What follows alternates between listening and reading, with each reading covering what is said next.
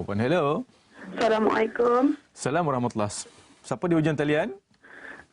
Saya Puan Maimunah dari Pelabuhan Kelang, Ustaz. Ya, Puan Maimunah, silakan dengan persoalan. Ya, pertama kali syukur Alhamdulillah.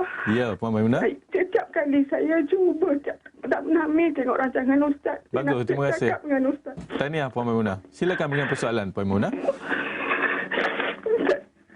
Minta maaf lah, saya tak apa nak sebab saya Ustaz. Tak apa Puan Maimunah. Sila tenangkan jiwa anda. Saya ni Ustaz. Ya. Saya kena sihir dalam ni Ustaz. Ya. Saya dah puas berubat cara Islam. Ya. Saya amalkan Fatihah, ayat kursi. Sekali ayat mizan saya hafalkan Ustaz. Ya, Puan Maimunah. Lau anzalna hadzal Quran, semua saya dah baca. Ya, bagus. Saya dah berubat, saya berubat Ustaz. Saya pilih semua cara Islam. Ya. Okey, soalan Puan Maimunah sekarang ni. Macam mana cara nak mengatasi Ustaz? Ni pagi tadi saya tak boleh bangun daripada pukul 3 pagi. Badan saya melekat. Kalau saya terangkat macam nak tercabut nyawa saya Ustaz.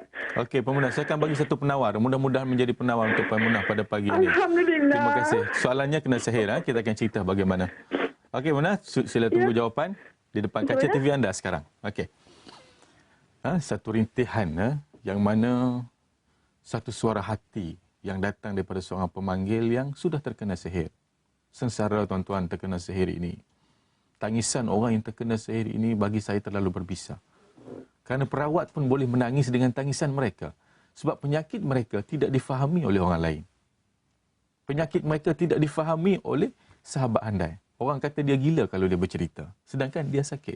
Pergi hospital, tak boleh diagnos, tak sakit. Jadi satu penawar yang begitu hebat.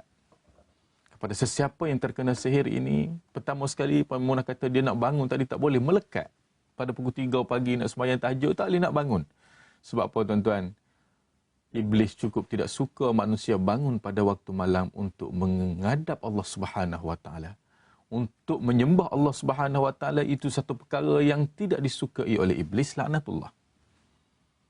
Tapi iblis suka kalau kita bangun buat benda lain. Bangun masuk tandas. Bangun tengok bola. Ni iblis tolong kejut pula kita. Tapi nak sembahyang tahajud, jangan sesekali. Orang yang sembahyang tahajud itu adalah orang yang hebat.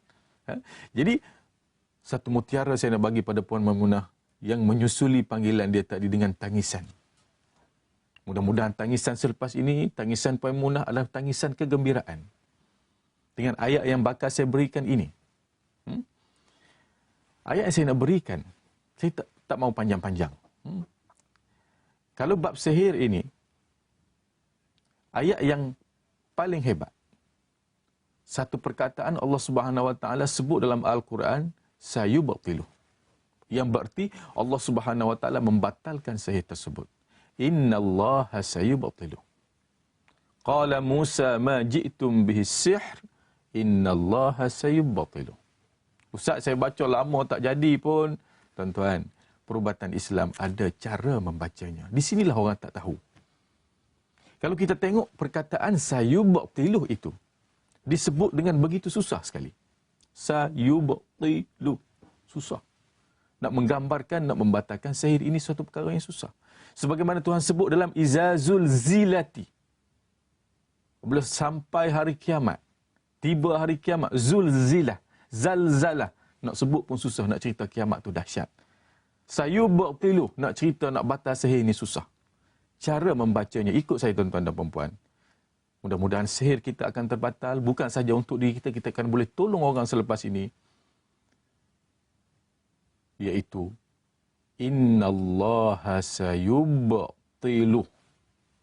Sebut bagi yubtilu. Innallaha sayubtilu. Sihir senyum kat kita.